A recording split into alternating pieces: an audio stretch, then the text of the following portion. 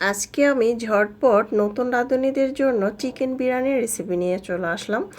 এভাবে তৈরি করলে বাসার সবাই অনেক বেশি পছন্দ করবে। তাছাড়া ছুটির দিনগুলোতে কিন্তু আমরা স্পেশাল কিছু তৈরি করতে চাই, যেটা রেস্টুরেন্টে গিয়ে আমরা খাই।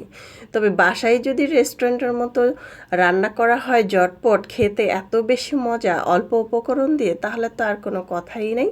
যাই হোক, রেসিপি শুরু করছি। প্রথমে একটি প্যানের মধ্যে তেল দিয়েছি, আধা কাপের থেকে একটু বেশি হবে। তারপর আমি তেলটা গরম করার পরে আমি আলুটা ভেজে নিচ্ছি। আলুটা আগে থেকে লবণ দিয়ে মেখে রেখেছিলাম, এখন আলুটাকে উঠিয়ে নিলাম।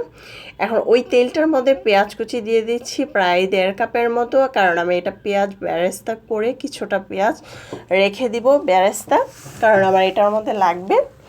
এখন আমি খুব ভালো করে কিন্তু পেঁয়াজটা বেরেস্তা করে নিচ্ছি, আর এটা কিন্তু খেয়াল রাখতে হবে পুড়ে যাতে না যায়। যখন এরকম হালকা লাল হয়ে যাবে তখনই কিন্তু উঠিয়ে নিতে হবে। এখান থেকে অর্ধেকটা উঠিয়ে নিয়ে এখন আমি এই পেঁয়াজের মধ্যে তেলের মধ্যে দিয়ে দিচ্ছি চিকেন। দেখতে পাচ্ছেন মুরগির মাংসটা আমার কাছে মনে হয় যে বিরিয়ানি করলে কিন্তু ছোট ছোট করলেই কিন্তু আমার কাছে ভালো লাগে, মশলা বেশি করে যায় ভিতরে আর খেতে দারুণ লাগে। যাই হোক, এখন আমি চিকেনটাকে দিয়ে খুব ভালো করে তেলের মধ্যে ভেজে নেব, নেড়ে চেড়ে মিক্স করে নিব। দেখতে পাচ্ছেন এখন এখানে দিয়ে দিব হচ্ছে টক দই আর হচ্ছে বাদাম বাটা একসাথে মিক্স করে নিয়েছি। টক দই নিয়েছি আধা কাপ, আর হচ্ছে বাদাম নিয়েছি, পেস্তা বাদাম, কাজু বাদাম, কিশমিশ একসাথে ব্লেন্ড করে নিয়েছি। তারপর আমি এখানে দিয়ে দিচ্ছি একটা বিরিয়ানির মশলার প্যাকেট, পুরোটা দিয়ে দিলাম। দিয়ে খুব ভালো করে নেড়ে চেড়ে মিক্স করে নিচ্ছি। এমন সহজভাবে বাসায় রান্না করলে যদি অল্প উপকরণ দিয়ে এত বেশি মজা হয় তাহলে আর কি লাগে। যাই হোক, এখন দিয়ে দিলাম কাঁচামরিচ, ঢাকনা দিয়ে ঢেকে কিছুক্ষণ রান্না করে নিয়েছিলাম। এখন আবারও নেড়ে চেড়ে রান্না করে নিয়েছি। যখন এরকম তরকারির কালারটা চেঞ্জ হবে তখন কিন্তু আমি এখানে দিয়ে দিচ্ছি ভাজা আলুগুলো। ভাজা আলুগুলো দেওয়ার পরে আবারও খুব ভালো করে নেড়ে চেড়ে মিক্স করে নিচ্ছি।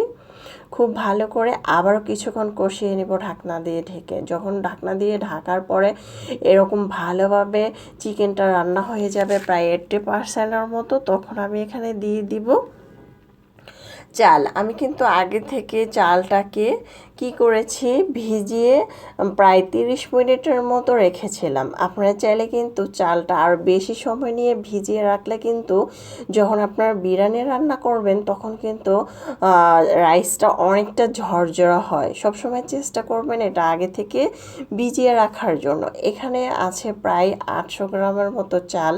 চালটাকে আগে থেকে ধুয়ে, প্রথমে চালটাকে ভিজিয়ে 2বার ধুয়ে নিয়েছিলাম, তারপরে কিছুক্ষণ প্রায় 30 মিনিটের মতো ভিজিয়ে রেখেছিলাম।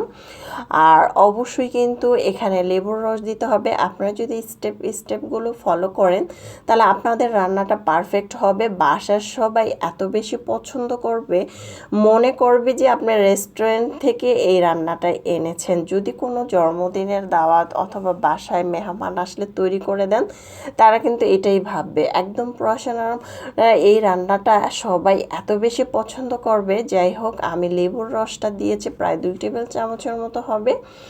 আমি তো চেষ্টা করে আর একটু বেশি দেওয়ার জন্য, আর আধা কাপ দিয়েছিলাম টক দই। আপনার টক দইটা আরেকটু চেষ্টা করলে আরেকটু বেশি পরিমাণ দিতে পারেন। এটা কিন্তু অনেক সময় নিয়ে চাল চিকেন একসাথে ভেজে নিয়েছি, একদম যখন প্যানের সাথে লেগে গেছে তখন ওই পর্যায়ে আমি এখানে দিয়ে দিচ্ছি ফুটন্ত গরম পানি।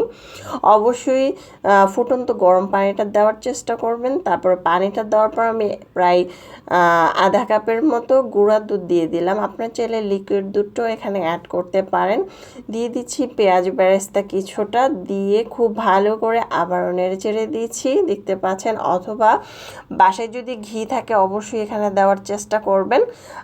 এখানে আমি ফুটন্ত গরম পানি দিয়েছি প্রায় 3 কাপ থেকে 4 কাপ হবে এরকম। বেশি পানি দিব না, কারণ আমি এটা দমে রেখে দিব। অনেক সময় বেশি পানি দিলে কি হয়, বেশি নরম হয়ে গেলে কিন্তু খেতে ভালো লাগে না। ঢাকনা দিয়ে ঢেকে রেখেছিলাম। দেখতে পাচ্ছেন ঝোলটা কিন্তু একেবারেই শুকিয়ে গিয়েছে। এই পর্যায়ে খুব ভালো করে এটাকে নেড়ে চেড়ে দিচ্ছি। দেখতে পাচ্ছেন কতটা ঝরঝরা হয়েছে। আর আমি এটা কিন্তু অনেক সময় দমে রেখেছিলাম। আমি এটা প্রায় দমে রেখেছিলাম এই পর্যায়ে দমে রাখবো প্রায় 10 থেকে 15 মিনিটের মতো। এই নিয়ে কিন্তু আমার প্রায় 25 মিনিটের মতো আমি দমে রেখেছিলাম। এখন দিয়ে দিচ্ছি পেঁয়াজ বেরেস্তা, কিশমিশ, তারপর হচ্ছে কেওড়া জল আর হচ্ছে গোলাপ জল 1 টেবিল চামচ করে দিয়েছি। আর অবশ্যই এখানে ওপর থেকে ঘি দিয়েছিলাম, তাহলে সুন্দর একটা ফ্লেভার আসবে। দেখতে পাচ্ছেন বাসার উপকরণ দিয়ে এত মজাদার চিকেন বিরিয়ানি বাসার সবাই এত বেশি পছন্দ করবে, খেতে এত বেশি মজা হয়েছিল। আমার রান্না কমপ্লিট, এবার খাওয়ার পালা। যাই হোক, ভীষণ মজা হয়েছিল, বাসার সবাই অনেক বেশি পছন্দ করেছিল। আপনারা কিন্তু চাইলে এই চিকেন বিরিয়ানিটা এভাবে তৈরি করতে পারেন। রেসিপি ভালো লাগলে চ্যানেল সাবস্ক্রাইব করে লাইক দিয়ে পাশে থাকবেন। আল্লাহ হাফেজ।